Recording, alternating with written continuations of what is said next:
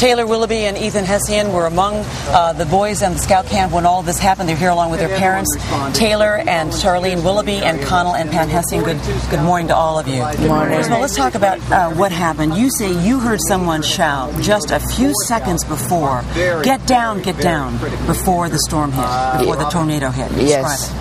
Well, I mean, it was just really nerve-wracking. I mean, we had one person say that we're about to watch a movie, and then the lights went out. The guy, our scoutmaster, came screaming in, get down on the ground, and so we all did. And about 5 seconds after that, the roof was ripped up and everything was gone. And what happened? What did you hear? It was very loud and sounded like a jet was flying by really close.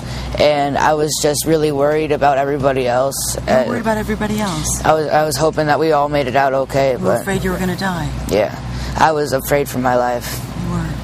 And you probably had the same feeling, Ethan. Yeah. Describe what happened next. You were in the same building when this happened. I was under the table with my friends, and I just remember looking over at my friend, and all of a sudden, he just says to me, "Dear God, save us." And there were a lot of boys praying. Then I just closed my eyes, and all of a sudden it's gone. It was dark. No, the tornado was gone. Well, the tornado was gone. And when the tornado was gone and you looked up and you saw all your friends, you saw kids who were hurt. In fact, you had to go to the hospital. Well, yeah, what happened is when the tornado was gone, the first thing I saw when I looked up was a guy on the ground with his head split open, and blood was everywhere. And so the scoutmaster was yelling at me to go get help, and I was one of the first 5 people to get up, and we sprinted down to the main office building to get help and try to call 911. Some of the older boys shielded some of the younger boys who were screaming. Yeah. Some of them taking the hit themselves. I know you say something very interesting, Ethan. You say, if it had to happen, it was good that it happened at a Boy Scout camp. Why would you, at the age of 13, say such a thing? Because we were prepared. We knew that the shock could happen. We knew that we needed to place tourniquets on wounds that were bleeding too much. We knew that we needed to apply pressure and gauze. We had first aid kits. We had everything. We knew about this. We knew how to do it.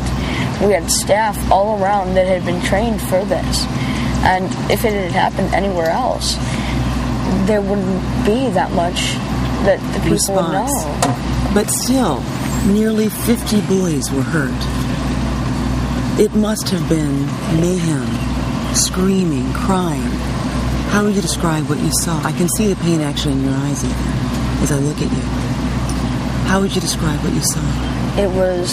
I got up and I looked around, and there were boys stuck under the rubble. There were everything. I saw the same boy that Taylor saw down on the ground screaming with his head cut open, and all of a sudden people just started taking action, like it just clicked. There was one of the staff members took off his shirt and put it right on the guy who was bleeding, and told me to get on top of him so he would stop moving and so he could apply pressure and gauze. And we started moving, digging people out of the rubble and just moving around. And you were actually rushed in an ambulance. You were with another boy in the ambulance. I was with 2 boys, actually. I was with Zach and another boy. I didn't know his name, though. You know, I know you have said earlier that, the adrenaline is still running through you. You're still in a bit of shock.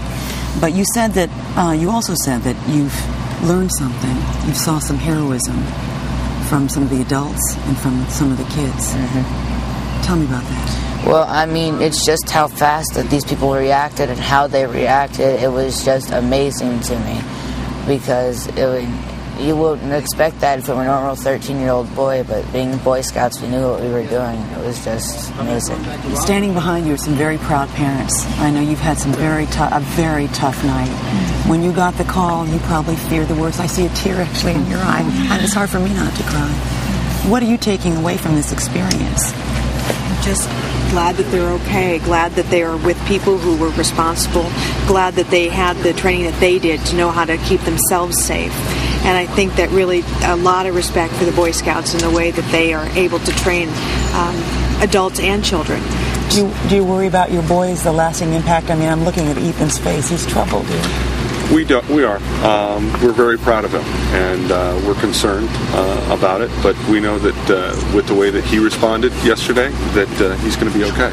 What was your reaction when you heard about the tornado? You must have just been so paralyzed with fear. Absolutely paralyzed with fear. Our immediate response was to get up, get dressed, and head north through a storm in Council Bluffs to make it to the Boy Scout camp. So that's what you did. You got in your car and you drove? Immediately. As soon as we heard that the camp had been destroyed, that was it. We were gone. Your son, I'm sure, when you greeted him, hugged you hard. What do you want to say about how lucky you are, but also about those who've lost? You know, there were 4 people who died. We don't know how many of them were troop scouts, how many of them were adults. But it's a sad morning as well as one to celebrate. Just points out that you can't take life for granted. It can be taken away at any point. Okay. I'm going to leave you two. Thank you so much, both of you. And be proud of what you've done to step up for your other friends. And thank you so much, all of you, for joining us this morning. Keep your kids close.